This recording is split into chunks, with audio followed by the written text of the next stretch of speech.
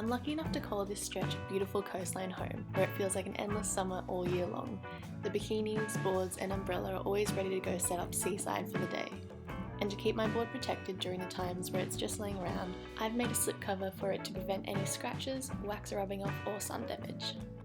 So here's the steps of how you can make your own board bag too.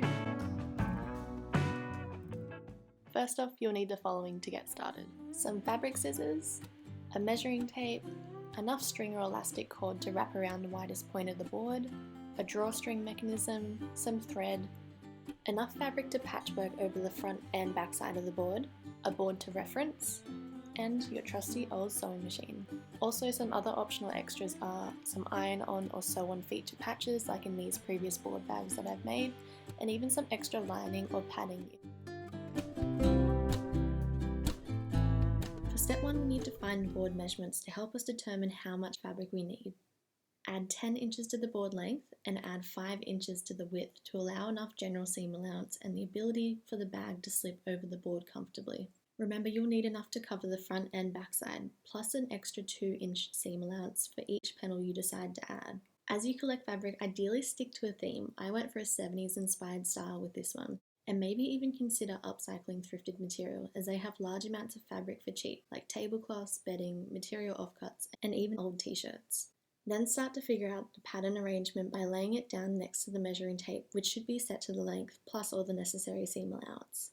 Once you're happy with that, begin to cut down the pieces until you reach the height and width required. Remember to add at least 1 to 2 inches for seam allowance per patch. It's now time to begin the patchwork process.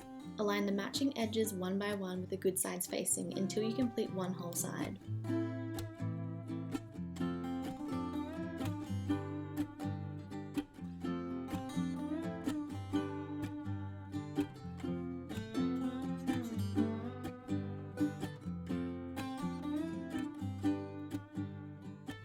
This should end up looking like one big rectangle, then repeat for the second side. Also, just a side note, I was making this board bag for a friend and using my board as a reference, so you may notice that the fabric doesn't go the full length, and that's just because hers is a little shorter than mine, so keep that in mind.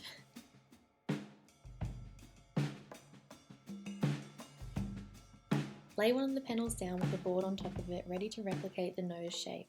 Grab a pencil or fabric chalk and trace at least 2 to 3 inches away from the edge to allow enough seam allowance and an oversized fit. Do this until you reach the widest point of the board and leave the bottom half untouched, as that needs to remain wide for the board to be able to enter through. I tend to just trim one half, then remove the board and fold it in half so that the curve is symmetrical. Once the first side is complete, you can then use this as a template for the second one.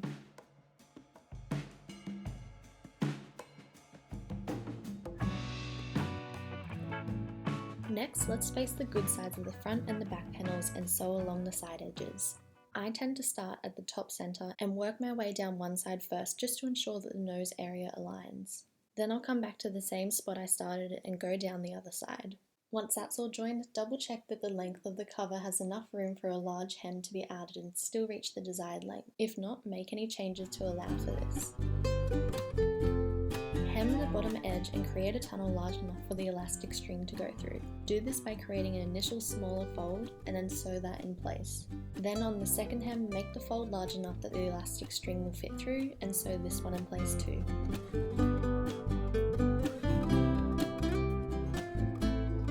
Next, cut 2 small holes in the hem section that will allow the elastic to enter through.